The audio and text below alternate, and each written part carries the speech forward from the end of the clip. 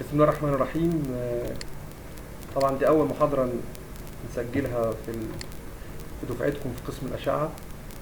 أتمنى تكون يعني you have a better luck than the others. طيب هنتكلم النهارده إن شاء الله بإذن الله عن الأوبستريك دوبلر. اللي عاوز يسأل يعني أي استفسار مش معنى الريكوردنج يعني ريستريكشن، لا، المحاضرة احنا جاست بنعمل ريكوردنج ليها فور يعني بنفيتس للزملاء اللي مش حاضرين معانا النهارده. كانترودكشن، الدوبلر اسيستنت بتاع البلاسينتا او الفيتا دوبلر بمعنى اصح بيكون ليه الاهميه في ان انا بعمل سكريننج فور ذا امبيرد بلاسنتيشن. العيانه اللي عندها بريكلامبسيا، العيان اللي عنده الفيتس اللي فيه انتراتراين جروس ريستريكشن او برينيتال ديث. طبعا مش هعمل يعني الحاله اللي حصل لها ديث دي خلاص، لكن يعني على الاقل بكون عارف البيشنت او الفيتس ان ريسك. فهو جود انديكيتور او جود بارامتر ان انا بحدد بيه الحاله بتاعت الفيتس. في مصطلح شهير اسمه ماونت ايفرست ان يوتيرو. ايه معناه؟ معنى المصطلح ده ان النورمال بيكون الفيتس اوكسجين تنشن بيكون ماتش لور ذان ذا ماتيرنال. يعني لو خدنا سامبل فروم ماذر بلاد ومن فيتال بلاد فبيكون الاكسجين تنشن في الفيتس ماتش لور ذان ذا ماذر، كانه واحد بيصعد جبل ايفرست او قمه جبل. ده بيعوضه او بيحصل له كومبنسيشن عن طريق ليه بيكون الفيتال هارت ريت رابيد علشان يعمل كومبنسيشن لهذه النقطه. تمام. والفيتال هيموجلوبين بطبيعته ليه هاي افينيتي في اوكسجين برضه علشان يعمل كومبنسيشن لهذه الفينومينا او هذا المصطلح. طيب الفيتال هايبوكسيا، ايه اللي بيحصل في الفيتال هايبوكسيا؟ بيحصل اوكسجين ديفشنسي في التيشوز بتاعت الفيتس لاي سبب، فبدل ما الميتابوليزم بيكون ايروبيك بيتحول الى انايروبيك. معنى كده ان في ليس انرجي بروديوسد اند مور اسيدز. سيبنا من يعني الديتيلز الكيميكال، الاهم ان الاكسجين تنشن ده لو ما حصلوش ريستور، لو ما رجعش الفيتس ده ويل داي. تمام. اذا كل قصتنا ان انا بعمل اسسمنت للبلاسينتا، هل الفيتس ده واصل له بلاد اند اوكسجين سفيشنت ولا لا؟ ماشي. ده محور القصه بتاعت الفيتال دوبلر او البلاسينتال دوبلر. طيب الهايبوكسيا دي ممكن تحصل ازاي؟ انا عندي سورس اوكسجين اللي هو المفروض طبعا المذر، واللي بتدي الاكسجين ده للبلاد اللي هيروح البلاسينتا. اذا لحد المستوى ده يعتبر السورس. البلاسينتا ممكن تعتبر هي السورس. احنا بنقيم هنا البلاسينتا، مش بنقيم الثوركس ولا الشيست بتاع المذر، لا بنقيم البلاسينتا. اذا البلاسينتا هنا تعتبر هي السورس اوف اوكسجين. الاكسجين ده هينتقل عن طريق بلاد رايت هيموجلوبين. اذا الهيموجلوبين ده هو الكارير، فلو حصل انيميا وحصل ديكريز في الهيموجلوبين اذا ده يؤدي الى هايبوكسيا. وفي ريسيفر او مستقبل. المستقبل ده برضو احنا ممكن نبص للبلاسينتا كسورس او كمستقبل. ممكن يكون البلاد واصل من المرض كويس، لكن المشكله في البلاسينتا مخليه فضل. بقول لك المفروض اي مناطق ام اس مش موجوده مستوى. طيب الهايبوكسيميك او الهايبوكسيك او هايبوكسيا دي بتحصل لما يكون في ريديوس بلاسينتال برفيوجن. البرفيوجن اللي واصل البلاسينتا حاصل برفيوجن كويس. ماشي. الانيميك دي لما يحصل ايه؟ ان في الفيتال هيموجلوبين ديكريز. تمام. والاسكيميك هايبوكسيا دي ريديوس بلاد فلو تو ذا فيتال تيشو. ما علينا من الانواع، احنا في النهايه خلينا في التقييم من خلال الدوبلر. الكونتنت يوز اوف دوبلر تكنيك، لما بستخدم الدوبلر بتاعي بشكل كويس في 3 كي كومبوننتس، وهم لازم اكون فاهم الكابابيلتيز والليميتيشن بتاعت الدوبلر، يعني عارف الكابابيلتيز بتاعته والليميتيشن بتاعت الموداليتي عامه. ورقم 2 لازم اكون عارف الديفرنت بارامتر اللي انا ببص عليها. يعني انا عارف ان في دوبلر وفي فلو، طب انا هقيس ايه؟ هبص على ايه بارامتر؟ لازم اكون عارفها. ورقم 3 اكون عارف البلاد فلو الديفرنت باترنز المختلفه. من اول ما اشوف الباترن ده ممكن اعرف لا ده نورمال، لا ده اب نورمال، لا احتمال يكون في اب نورماليتي. ماشي الكلام؟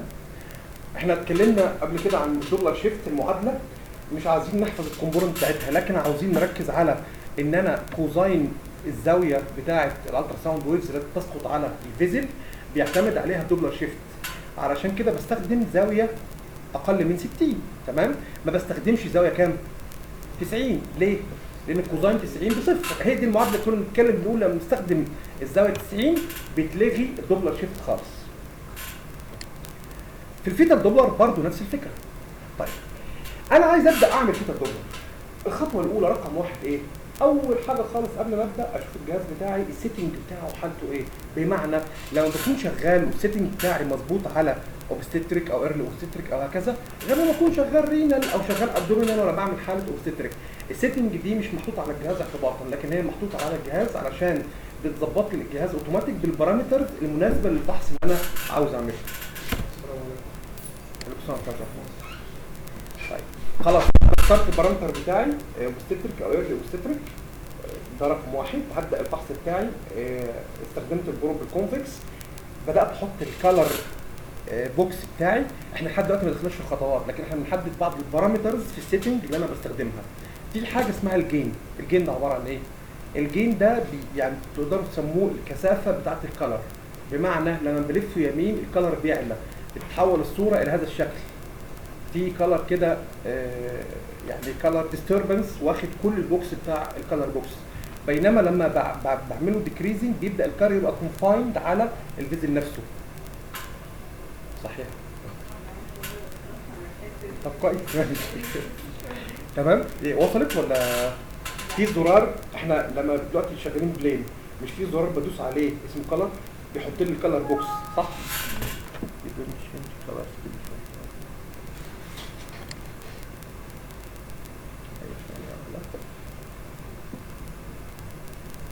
انا مش بضغط على زرار الكالر. كويس؟ طيب الزرار الكالر ده مش فيه اوبشن ان انا الف يمين والف شمال؟ دي مش شفتيها ولا لا؟ هو زي البكره كده بلفها يمين وبلفها شمال. لما بلف يمين بيعلى الكالر، تلاقي الكالر مال الشاشه بالشكل ده زي كده. اكيد شفتوها اثناء الشغل. بينما ببدا اقلل لحد ما يبقى جاست الكالر فيلينج اوف ذا فيزل، جاست ان هو مال الفيزل بس. هو ده المطلوب. وليه رقم كالر جين هنا مثلا كان 71، لما نزلت لحد 35 الارقام دي مش للحفظ، يعني مش رقم ده مثال ان انا نزلت من كذا لكذا. انا بظبط بالنظر ان الكالر ما يكونش مال الدنيا زي كده، الدنيا عايمه كالر، لا انا بخليه جاست كونفاين فور ذا فيزل. هو ده المطلوب من الكالر جين. طيب دونت فورجيت زون. سمعت عن الزون قبل كده؟ لو بصيتوا على السايد بتاع الشاشه هتلاقي فيه مثلث او مثلثين صغيرين اسمها فوكس زون. دي بتديني يعني ايه ذا بيست ديفينيشن في الاريا اللي انا بفحصها. دي حسب السيتنج بتاع الجهاز بكل احسان بطلع وانزل فوق او بالبكره الصغيره وات ايفر، ان انا بخلي السهم ده في المنطقه في ذا اريا اوف انترست اللي انا عاوز افحصها. ماشي؟ طيب خلاص كده عرفنا البارامترز المختلفه. احنا قبل كده قلنا ان الكالر اللون نفسه بيعبر عن ان الريد is the flow towards the transducer and the blue the flow away from the transducer. وانا ممكن اعمل لهم انفيرت، جاست لو ضغطت انفيرت هيتعكسوا. فالكالر ده لا يمثل ارتيريال او فينوس او كذا، ده بيمثل ان ده دايركشن ناحيه وده دايركشن معاكس له. في فاكتورز افكتنج بلاسنتال فلو ويف فورم. الويف فورم دي ليها 4 فاكتورز ممكن تاثر فيها وتاثر عليها بقوه، ياثر على النتائج اللي انا بطلعها من الدوبلر بتاعي. اول حاجه الماتيرنال بوزيشن. لازم البيشنت في الفحص تكون نايمه بزاويه 45 درجه، ما بتنامش فلات خالص لانها ممكن تدخل في سنكوبال اتاك علشان كومبريشن على النيفيرو فينا كيفا. فالمفروض انها بتكون لاين في زاويه 45 درجه. ده وممكن يعني تكون تلتينج تو وان سايد. ده الايديال فور ذا بوزيشن اوف الدوبلر اكزامينشن اوف ذا بلاسنتا. رقم 2 الفيتال هارت ريت. الفيتال هارت ريت ليه علاقه عكسيه بالكاردياك سايكل. بمعنى لو الفيتال هارت ريت عالي اذا الكاردياك سايكل هتكون صغيره. يعني مثلا الهارت اللي هو بالسيتنج ان 150 بير مينيت، السايكل هتكون صغيره. بينما لما الهارت ريت بيقل السايكل بتزيد. كويس؟ تمام؟ ده طبعا فاكتور انا ما اقدرش اتحكم فيه، بس هو بيكون ليه علاقه بالويف فورم اللي طالعه لي. ما علينا.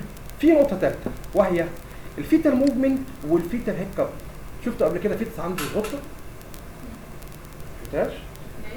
فيتس عنده زغطه. ايوه هيك اب. الفيتس ساعات بيكون عنده هيك اب، فالهيك اب دي بتاثر على البلاد فلو سايكل بتاعت البلاسنتال ويف فورم. فعشان كده المفروض لما بعمل فيتال دوبلر افويدنج ان يكون في اكسسيف موتاليتي او اكسسيف موفمنت اوف ذا فيتس، ما يكونش فيتس صاحي ومهايبر. في فيتس يعني سالت الناس البريجننت، في ناس تقول لك البيبي بيجي الساعه 12 بالليل وهايبر ويصحى يعني نضال كان كده.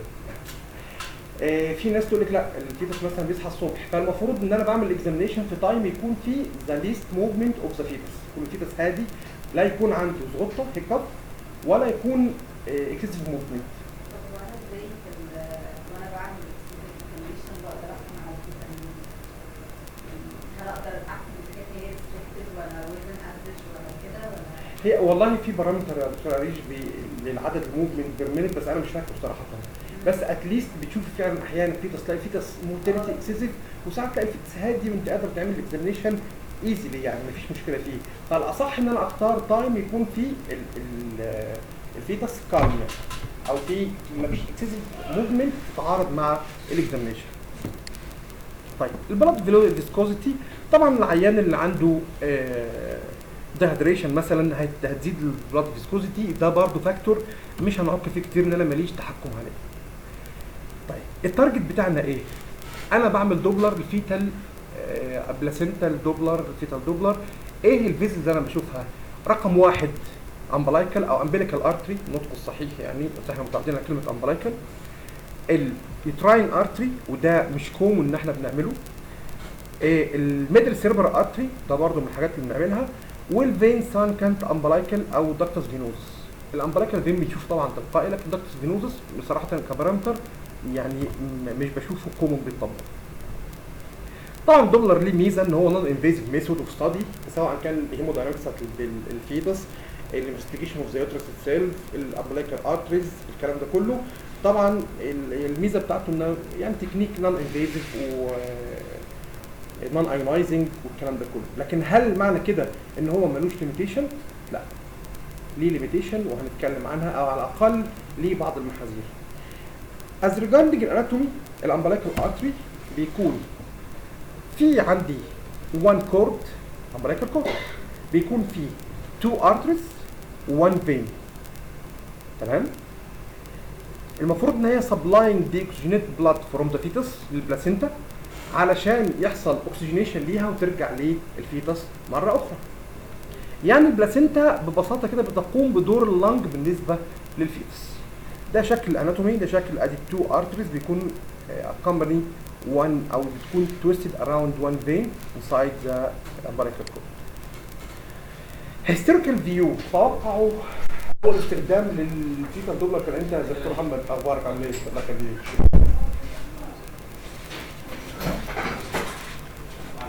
ازيك يا محمد، اخبارك عامل ايه؟ الحمد لله. اول استخدام للفيتال دوبلر كان سنه 77. يعني احنا هنا بنتكلم في الفيتال دوبلر وكده، وهو اول استخدام ليه كان سنه 77، فتره من الزمان طبعا.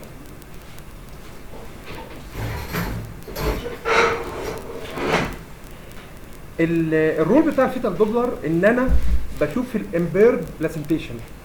البلاسنتا فيه ديزيز كتير ممكن انفولفنج ات بتخلي البلاد سبلاي اللي رايح للفيتس والاكسجينيشن بيحصل له امبيرمنت. دور الدوبلر ان هو يعمل اسسمنت لهذه النقطه. طيب لكن المحاذير اللي احنا بنقول عليها في استخدام الفيتال دوبلر، وهي ان الدوبلر ليه هيتنج او ثيرمال افكت. فمش الصح ان انا كل عيانه يلا ست بريجننت هوب اعمل لها دوبلر، يلا لما معدي ولا رايحه بريجننت تعمل لها دوبلر. لا، فيتال دوبلر تو بي دان وين انديكيتد، مش مطلوب ان انا اعمل له لكل عيان على الفاضي وعلى المليان. لذلك مش هنقدر ننزل حالات النهارده نشوفها، خليها لما نشوف حالات فعليه محتاج ان احنا نشوفها دوبلر، لانه من الحاجات فعلا اللي يعني ولم يثبت not proven to benefit for healthy fetus. الهيلثي فيتس مش هيستفاد حاجه من الفيتال دوبلر، بل هيتعرض للثيرمال افكت اللي بيكون طبعا كل ما كان البريجنسي ايرلي كل ما كان الافكت بتاع اي هازارد ممكن تكون يعني مور هازاردس. يعني الصح ان احنا الفيتال دوبلر بنعمله when indicated for patient in need. طيب how to do umbilical artery doubler. الخطوات احنا هنعتبر هل ثبت لي بروتينيك افكت مثلا هيتعمل في الفتره الاولانيه من لا هو تيراتوجينيك دايركت لا، لكن ايام ما كنا بناخد الفيزياء في الفيرست ام دي كان من ضمن الحاجات ان الالترا ساوند هو مش هو نون ايونايزنج راديشن، بس هو ليها سيرفال افكت. احنا مش في الترا ساوند بنستخدمها في الهايفو، سمعت عن الهايفو ولا سمعت عن الهايفو؟ الهاي انتنسيتي فريكوينت الترا ساوند ده جهاز كده شبه السي تي، بيستخدم لارج لينز وبيعمل ماكسيمم كونسنتريشن اوف هاي باور الترا ساوند، بيعمل بيرنينج تيومرز، اسمه الهايفو HIFU هاي انتنسيتي فريكوينت الترا ساوند. فالالترا ساوند فعليا ليه ثيرمال افكت، على حسب الانتنسيتي بتاعته بتكون الثيرمال افكت دي بتوصل لدرجه البيرنينج مثلا في جهاز زي الهايفو. فعلى مستوى الدوبلر هو في سيلولار ثيرمال افكت، فطالما ليه ثيرمال افكت زي كده فده وارد يكون هو ليه بعض الهازاردز. هو مش هازارد زي الاكس راي ولا زي السي تي، لكن على الاقل هو ليه هازارد، لذلك ما ينفعش ان انا اعمله كروتين اكزامينشن او هو اكسبت وين انديكيتد. تمام؟ كان مشيت مره كده او حاجه زي كده بيقولوا في الهارت بيت لو عايزين نشوفها برضه في الايرلي مش لازم مش كلر بالام مود بالظبط، عشان كده بنشوف الام مود مش بالكلر دوبلر، بالام مود بالظبط. بنعمل الدوبلر ازاي؟ ستيبس ان بريف، هنقول الستيبس مختصره وبعد كده نوضحها ان مور ديتيل. رقم واحد بعمل زوم اون ذا اريا اوف انترست. انا اخترت الاريا اللي فيها الامبلايكال كورد، فبعمل ابدا اعمل زومينج على الاريا دي. المفروض انا كان الفيتاس والاريا ماليه الشاشه، لا بعمل زومينج على الاريا دي. بختار سيجمنت من الكورد المفروض تكون في الميدل بارت، لا هي ناحيه البلاسينتا ولا هي ناحيه الفيتاس، في الميدل بارت يعني قدر المستطاع من الكورد. بعد كده بعمل ابلاينج اوف كلر بوكس، حطيت الكلر بوكس واخد معايا الكلر الكورد وبارت من الفيتاس ابدومين والابدومينال وول وهكذا. لا بعد كده بعمل ناروينج اوف ذا كلر بوكس، بخلي الكلر بوكس كونفايند على الاريا بتاعه الكورد. كويس؟ النسكافيه مش شغال؟ بعد كده بعمل ادجستمنت اوف فيلوسيتي. احنا قلنا الفيلوسيتي بتحكم فيها عن طريق الكلر جين، في برضه البي ار اف هنتكلم عنه، البلس ريبيت فريكونسي. ظبطت الفيلوسيتي ببدا اعمل ابلاينج اوف بالسد ويف جيت، علامه اللي يساوي دي اللي احنا بنسميها البالسد ويف جيت، اللي انا باخد منها شكل الويف فورم بحطها على الارتري وببدا اديها اوردر انها تنطلق، تبدا تتكون الويف فورم بتاعت البلاد فلو بتاعت الارتري. كويس؟ دي المفروض ده النورمال ابيرنس، لكن لما ما الاقيش دايستول زي كده اقسم ان الحاله دي ابنورمال، مفيش مجال ان انا ادور على بارامترز، دي ابنورمال انتل بروفد اذروايز، دي 60 ابنورمال. تمام؟ طيب هو النورمال ايه؟ نشوف الستبس المور ديتيلز ونشوف النورمال. خلاص انا عملت زوم على الاريا وحطيت الكالر بوكس وعملت ناروينج للبوكس وادجستمنت اوف فيلوسيتي. بعض الديتيلز في الحته دي ازاي انا بعمل ادجست الكالر جين. احنا اتفقنا الكالر جين بنقلله انه يكون مفيش نويز ولا يكون بور لدرجه ان هو مش عامل فيلنج للفيزل. ما انا ممكن اقفل الكالر جين خالص يبقى يا دوبك الفلو كده بسيط في السنتر بارت اوف ذا ارتري، ده مش مطلوب. ممكن ازود الكالر جين خالص بحيث يبقى الدنيا نويزي كل الصوره كالر، برضه ده مش مطلوب. المطلوب ان انا اظبطه بحيث يكون الكالر جاست فيلينج ذا فيزل. تمام؟ طيب البي ار اف اللي هو اختصار بالس ريبيتد فريكونسي. كويس؟ البالس ريبيتد فريكونسي ده مثال ضبط الجين احنا شفناها قبل كده. ده اكزامبل مثلا حاله يعني الاكزامينشن في اليزنج. اليزنج يعني ايه؟ يعني الكلر حته حمراء وحته زرقاء وحته صفراء، الدنيا نون هوموجينوس. بظبطه ازاي؟ اول ما بعمل ديكريز بالكلر جين او بزود البالس ريبيت فريكونسي بيبدا الكلر بتاعي يتظبط. ملاحظين هنا في السكيل هنا والسكيل هنا؟ فادي ايه الفرق بين السكيل فوق وتحت؟ حلو خالص. ممتاز. طيب تتوقع البي ار اف البالس ريبيت فريكونسي فوق اعلى ولا تحت؟ تحت. لا فوق اعلى فوق. البالس ريبيت فريكونسي انا برفعه علشان استقبل هاير فيلوسيتيز. يبقى فوق اعلى، يبقى تحت اعلى بالظبط.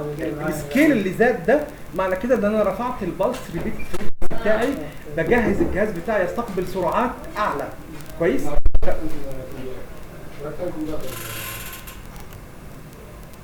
طيب اذا البالس ريبيت فريكونسي بالمختصر كده او سيمبل ان سيمبل ووردز، لو بي ار اف معناه ان انا بدور على لو فلو، اذا السكيل بتاعي هيكون صغير 5 سم بير سكند 3 سم بير سكند، بينما هاي بي ار اف معناها ان انا بستقبل هاي فيلوسيتيز. لو احنا بنشتغل مثلا على البريفري وعيان عنده ستينوتيك سيجمنت والفيلوسيتي فيها 300 و400، انا عاوز اوصل لقمه الويف دي، اعمل ايه؟ هرفع البالس ريبيت فريكونسي، برفع البي ار اف علشان اعرف اوصل للسقف بتاع الويف دي. وصلت؟ خلاص؟ اذا ده مثال. ده هل الكورد ده الكالر فيلنج فيه هوموجينوس؟ لا، يعني مش شايفين.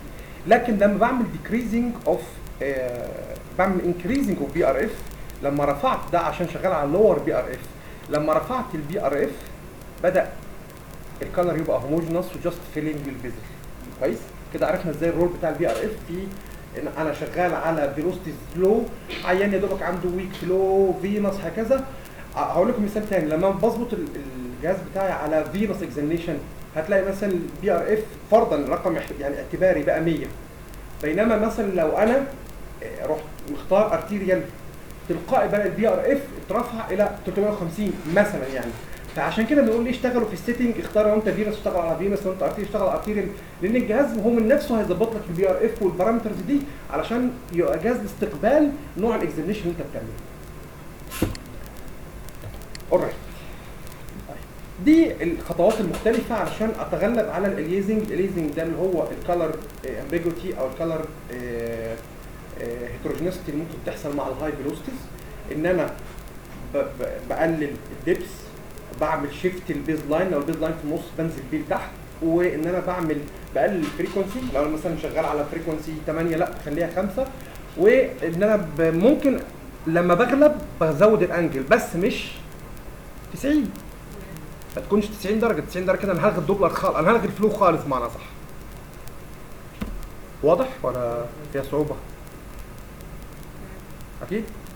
طيب ماشي، حطينا الويف جيت.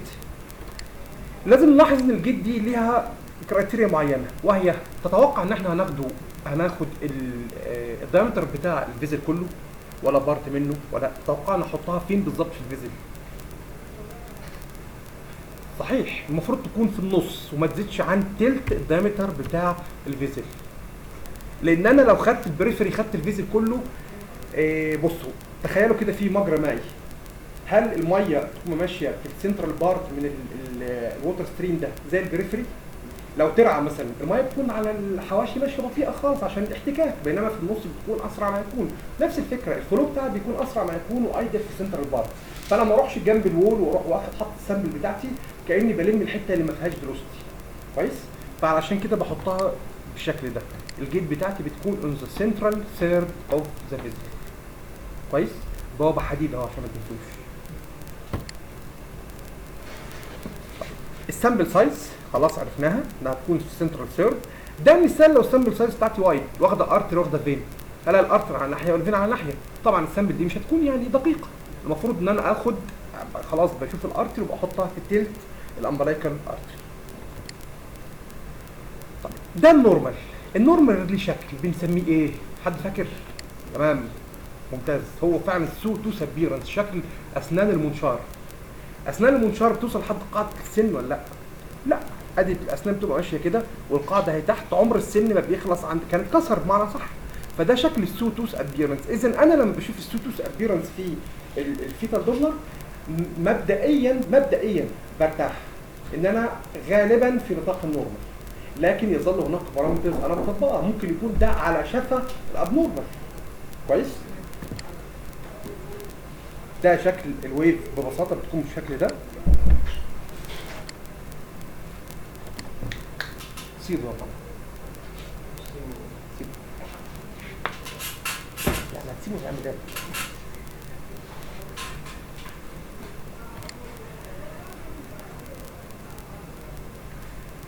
طيب السؤال الثاني دكتوره آلاء عشان تسترد لي التركيز. تتوقعي احنا عندنا دلوقتي في سيستول وفي دايستول. كويس زي ما احنا شايفين على الفور. when the pregnancy is advanced يعني بدل من 20 اسبوع هيكون 40 اسبوع، تتوقعي ان الريزيستنس او الويفز دي هتزيد ولا هتقل؟ طيب بشكل تاني الريزيستنس بتاعت البلاسينتا مع الادفانس بريجنسي المفروض انها تزيد ولا تقل؟ ريزيستنس للفلو، كلام سليم وده الصح، ان الريزيستنس اللي في البلاسينتا للبلاد فلو مع الادفانس بريجنسي ذا فيتس از نيد مور بلاد، لازم الريزيستنس تقل. حلو خالص الكلام ده.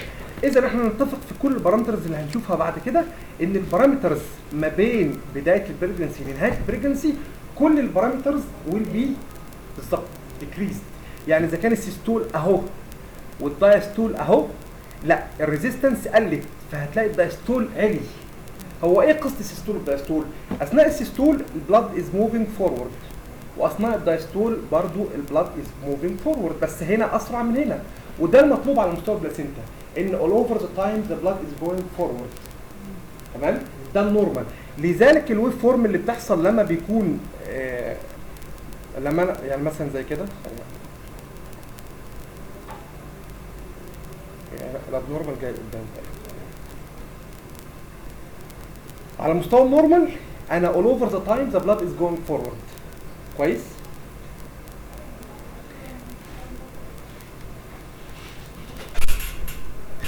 طيب ايه الانديس اللي احنا بنبص عليها في الفيتال دوبلر؟ اولا في اي دوبلر فيه بيك ستوليك فيلوسيتي واند دايستوليك فيلوسيتي. كويس؟ ده بارامتر هتلاقوه في كل الدوبلر. بيك ستوليك فيلوسيتي يعني ايه؟ ذا ماكسيمم فيلوسيتي ريتشد ديورينج سيستول. كويس؟ اقوى اكتر سرعه بيوصلها البلاد في السيستول هي دي البيك ستوليك فيلوسيتي. اند دايستوليك فيلوسيتي من اسمها ذا ليست فيلوسيتي بيوصل لها البلاد اثناء الدايستول. كويس؟ منهم بنستخلص الثلاثه بارامترز دول وهم بالستيليتي اندكس، ريزيستيف اندكس، اس دي اللي هو سيستوليك دايستوليك ريشيو، مش ستاندرد ديفيشن بتاع الاحصاء، لا هو اس دي برضه بس ده سيستوليك دايستوليك ريشيو. كويس؟ كلهم مستمدين من البيك ستوليك فيلوسيتي ومن الاند دايستوليك فيلوسيتي. كويس؟ من شكل الويف دي ادي البيك ستوليك فيلوسيتي اللي هي ذا ماكسيمم فيلوسيتي اوف ذا بلاد ديورينج سيستول، ودي الاند دايستوليك فيلوسيتي اللي هي اقل فيلوسيتي بيوصل لها البلاد في اخر دايستول.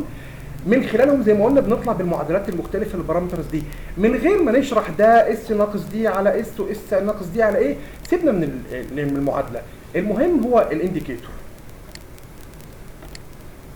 طيب لنتفق على عده قواعد. القاعده الاولى ان كل هذه البارامترز within the pregnancy reduced، بمعنى لو خلال 32 اسبوع 34 اسبوع ده كان 2.9 وده كان 65% وده كان كذا، اخر البريجنسي بنلاقي ده بدل ما 1.1 ب 74%، ده 55%، ده وهكذا.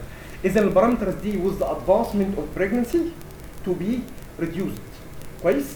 فرضا انت مش حافظه البارامترز وعملتي فيتال دوبلر لعيانه، بصيت عليها فادي البارامترز دي 1 2 3، عملت لها فولو اب بعد 2 ويكس لقيت البارامترز دي انكريزد، يبقى في something wrong. كويس؟ لا ممكن تكون هي كانت على اللور ليميت اوف نورمال، لكن جاست ان البارامترز دي وانا اللي عاملها على نفس الجهاز وبنفس البارامترز ونفس الاكزامينشن عليت، اذا انا في حاجه غلط. وصلت؟ اذا القاعده رقم واحد ان كل هذه البارامترز to be reduced within the advancement of the pregnancy. ده رقم واحد.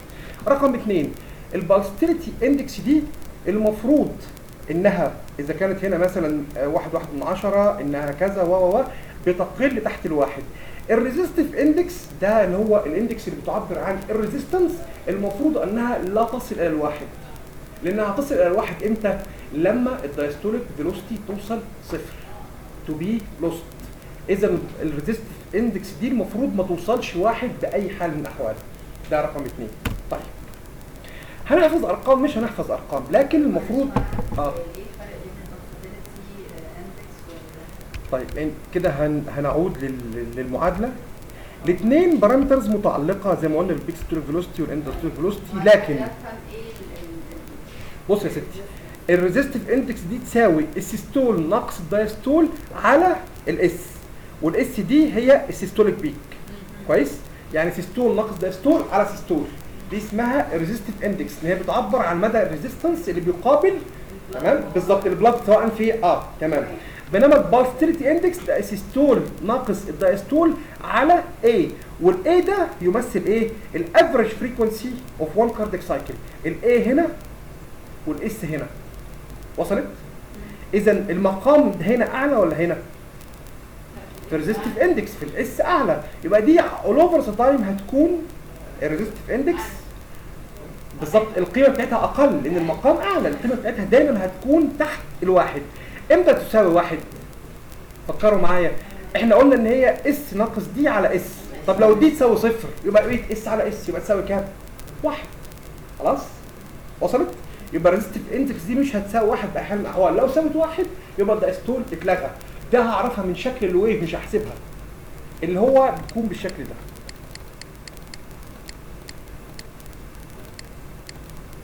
انا عايز اوريكم شكل الويف فورم ده. عموما انديس سمري، ده سمري للابر ليميت اوف انديسز.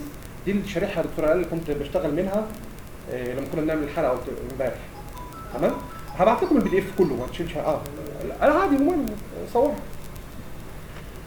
ماشي؟ لو بصيتوا في كل الارقام هنلاقي الارقام بتقل مع الادفانسمنت اوف ذا بريكنسي.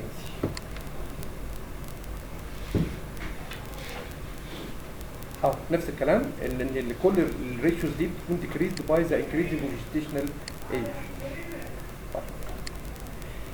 لما بتحصل هاي ريزيستنس ايه اللي بيحصل؟ ده شكل النورمال. احنا متفقين ان الشكل بيكون سوتوس ابيرنس. طب ما ده سوتوس ابيرنس بس بدا يدخل في ايه؟ في طور البوردر لاين. كويس؟ لان حصل ريديوس ما كان ممكن اعتمد لو قصه شكل الويف فورم بس كنا قلنا خلاص طالما القصه سوتوس ابيرنس يبقى نورمال، لكن دي مش نورمال برغم انها سوتوس ابيرنس لان هنا الدايستول ريديوسد. اذا البارامترز بتاعتي عشان كده اتعملت البارامترز دي عشان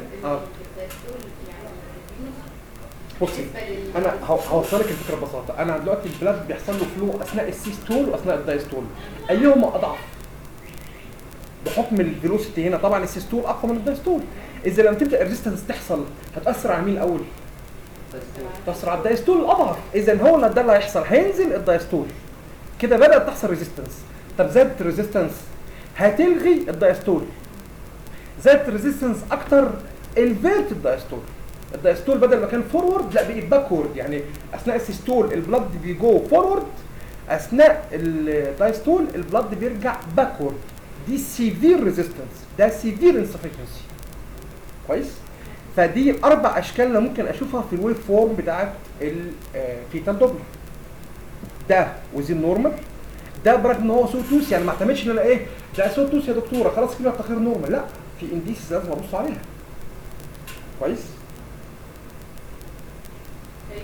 لما السيستول بيبقى البيك بتاعه عالي قوي. بالعكس السيستول لا مش لما بيك عالي وشارب دي بالظبط. في النهايه انا بتكلم على يعني مقارنه او ريشيو بمعنى صح.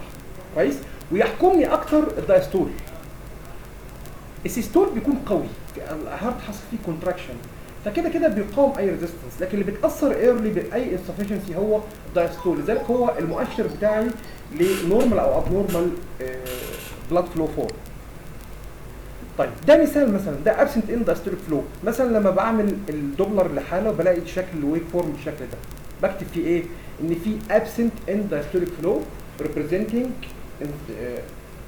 ان في insufficiency. في الحاله دي الفولستيليتي اندكس هيكون يساوي كام؟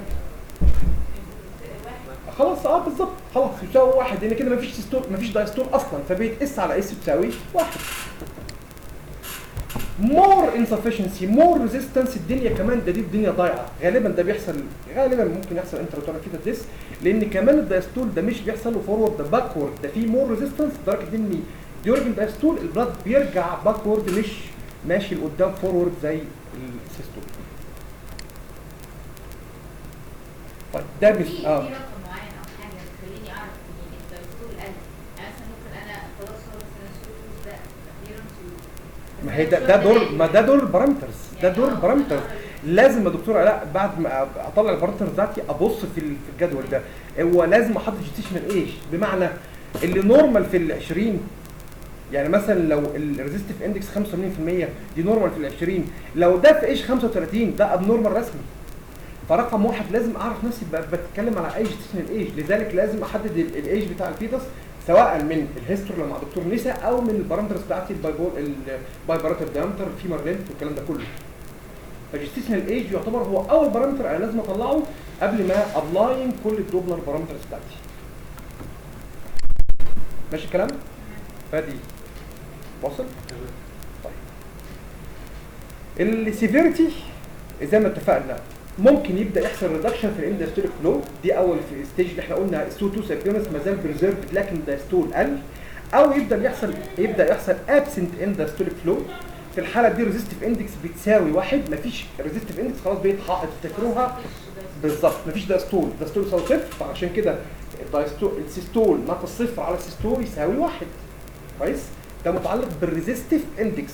الريزيستيف اندكس انا بتكلم عن ريزيستنس، خلاص يبقى الريزيستنس زادت، الريزيستنس بقت 1 صحيح، خلاص الريزيستنس كسرت الدايستول. لا كمان حصل ريفيرزل اوف اندستوليك فلويد، في الحاله دي بيكون في سيفير بلاسنتال انسفشنس. ده مثال زي ما شفنا ليه الحاله فيها ابسنت اندستوليك فلو، ادي السيستول اهو لكن ما فيش دايستول. وده مثال للسيفير بلاسنتال انسفشنسي في ريفيرزد اندستوليك فلو. يعني في الوصف بتاعي بقول ان في سيفير بلاسنتال انسفشنسي in the form of reversing of endostolic flow. ده مثال للنورمال وده مثال للسيفير ابنورمال. ده برضو اكزامبلز مختلفه هبعت لكم الملف في PDF. ده برضو انذر اكزامبل في رقم 2 بالظبط. ده هاي باسيلتي اندكس بس يعني برغم ان هو لسه في بعض الدايستول لكن في هاي باسيلتي اندكس. برضو نفس الفكره. ميزه الخلاصه ان ميزه الامبليكال ارتري ايفالويشن ان هو ليس اكسبيرينسد اوبريتور، يعني مش محتاج لاكسبيرينس كتيره، مش زي مثلا البريفرال ارتري وبدور واعمل لا جاست ان انا باخد هي سامبل من الميدل بارت اوف ذا كورد، بحط الكالر بوكس، بحط الجيت، بطلع البارامترز بتاعتي صح، خلاص بقدر افيد العيان بمعلومات تفيد فعلا حاله البيشنت.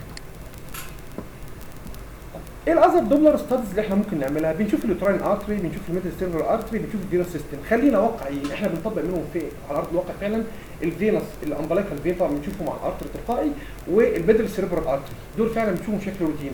لا اليوتراين ارتري ولا الدكتس بنشوفها بشكل روتين في الحالات. طيب الامبليكال فين المفروض الفين ما فيهوش بارامترز، لكن المفروض يكون الفلو بتاعه ستيدي ثابت على مستوى الويف فورم كله، يعني المفروض يكون بالشكل ده زي ما انتم شايفين، مفيش فلكتويشن فيه، ده النورمال. اول ما بيبدا يحصل فيه فلكتويشن بالشكل ده، طبعا اكيد اول ما هيكون الفين ابنورمال اكيد هيكون الارتري كذلك ابنورمال، فهو الحكم بتاعته يعتبر يعني كواليتيتيف، بالكواليتي كده كبراف ميجر بعرف اذا كان مبدئيا. طب ولنفرض ان الفين نورمال والارتري ابنورمال، هيفيدني بايه؟ اذا البارامتر الرئيسي بتاعي هو الارتري. الميدل سيرفر ارتري، ليه ميدل سيرفر ارتري؟ عدة أسباب. أدي الهيد بتاعة الفيتوس، وأدي الألترا ساوند ويف ساقطة من هذا الاتجاه. طيب الزاوية اللي بينهم هتكون كام؟ ممكن توصل لصفر. وكوزاين صفر بكام؟ 1. أعلى قيمة للكوزاين الزاوية هو الصفر. يعني دي ايديال زاوية، ايديال انجل اوف دوبلر. طيب دي أوصل لها فين في باقي الأرتريز؟ طبعا يكاد يكون مستحيل. في الحالة دي تقريبا الوحيدة اللي ممكن أوصل أفحص الفيزل بزاوية صفر هي في حاله الميدل سيرفر ارتري. الميدل سيرفر ارتري شويه اكسبشنز كده. اول حاجه هو ده اللي يكاد يكون الارتري تقريبا الوحيد، انا ما اعرفش غيره صراحه، ان انا ممكن افحص بيه الفيزل بزاويه صفر. وهو الارتري الوحيد. احنا مش كنا بنقول ان المونوفيزيك فلو في الليمب ارتري ده يعتبر ابنورمال اسكيميا كذا، ده برضو الارتري الوحيد اللي فيه المونوفيزيك فلو نورمال بس في الفيرست ترامستر. ليه الميدل سيرفر ارتري؟ ان هو ايز تو بي سامبل، بنشوفه بسهوله، وان هو برضو بيديني انفورميشن كويسه عن السيربرال بلاد فلو، وان زي ما قلنا الانجل بتاعته ممكن افحصه بزاويه صفر، وده بيديني يعني ذا ايديال دوبلر شيفت ايكويشن. الرول بتاعه ان انا بشوف ايه حاله البلاد فلو بتاعت البرين بتاع الفيتس. طبعا اهم اورجان بلاد سبلاي في الفيتس هو البرين. كويس؟ لما بيحصل بلاسنتال انسفشنسي البلاد والاكسجين مش واصل كويس للفيتس. حلو الكلام؟ طيب البرين عاوز البلاد يوصل له، هيعمل ايه؟ يروح يبدا يعمل فازو ديلاتيشن عشان يوصل له بلاد اكتر. دي بنسميها برين سبيرنج افكت. البرين بدا يحاول يلم البلاد من البريفري بتاعت الفيتس.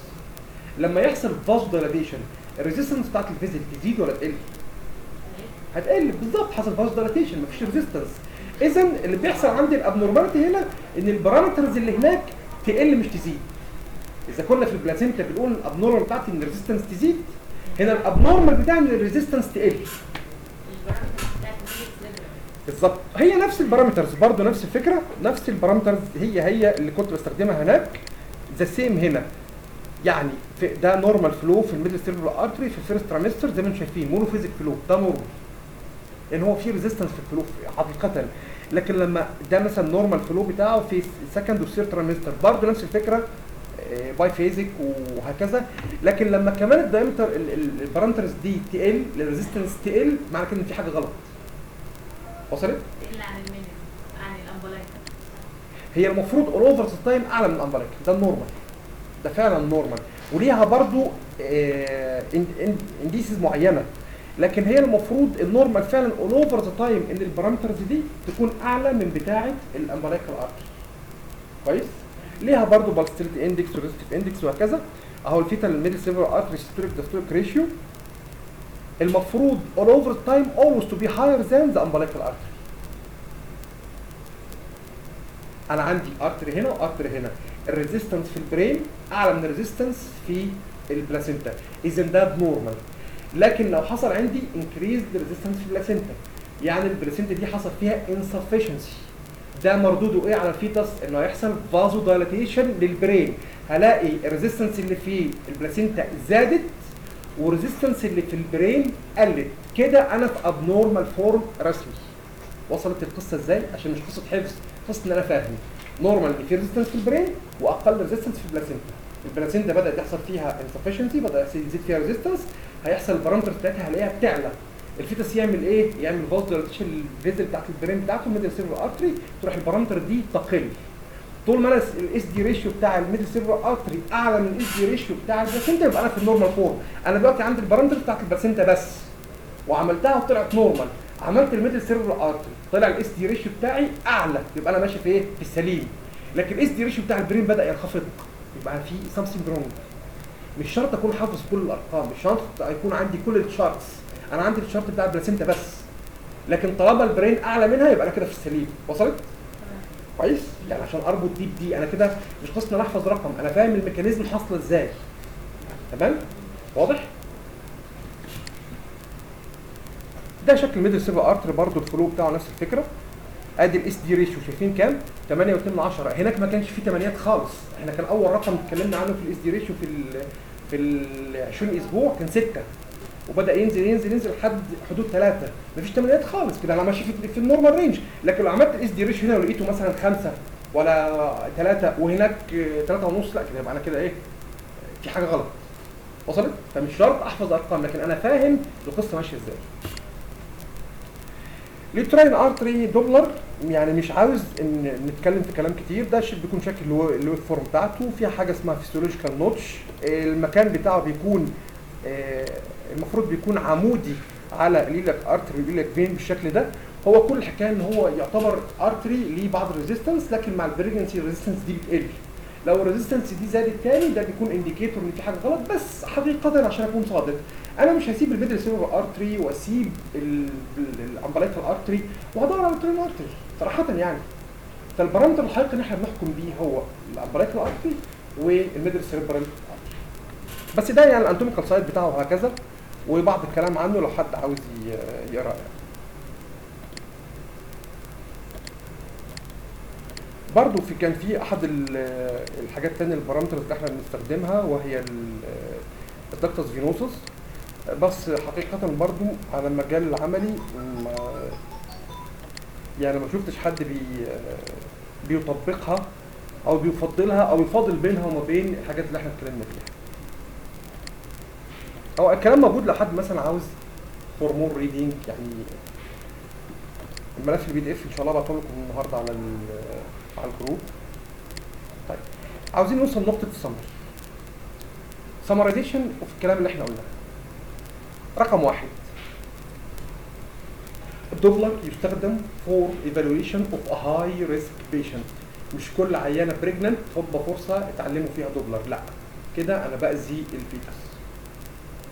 رقم 2 don't forget high risk pregnancy، معنى كده ان عيانه مجرد دكتور نساء او في عندها انديكيتورز معينه سجست ان فيها بلاسنتال insufficiency preeclampsia intrauterine fetal growth، يعني حاجه فعلا انديكيتور يساوي ان انا اعمل العيانه دي دوبلر.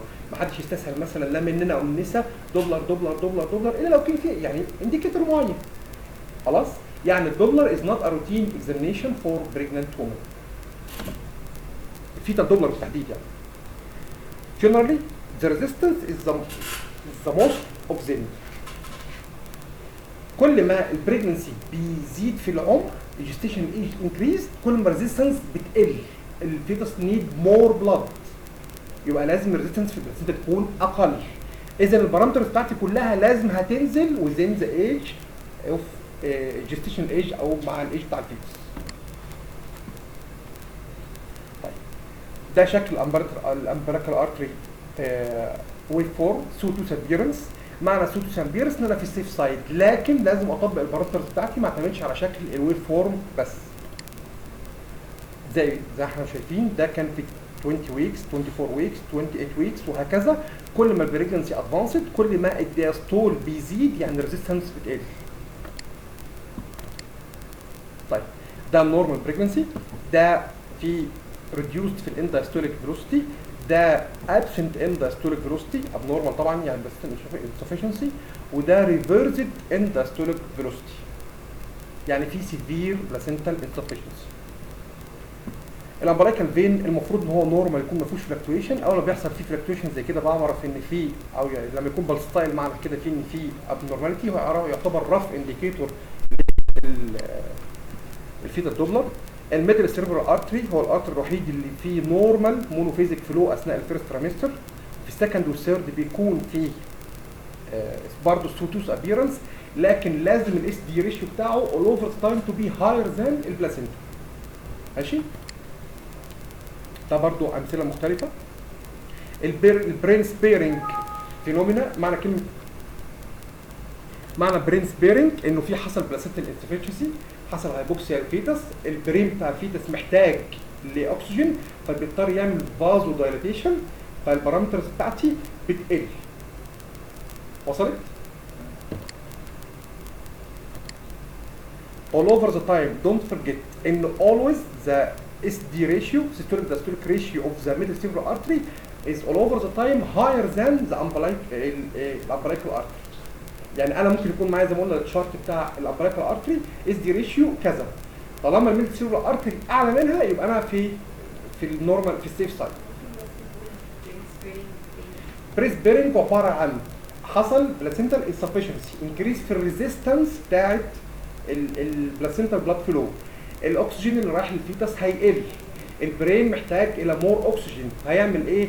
هيبدا ياخد البلد من البريفري اوف ذا فيتس، يروح عامل فازو دايليتيشن للبرين فيزلز. الفازو دايليتيشن ده هيقلل الريزيستنس.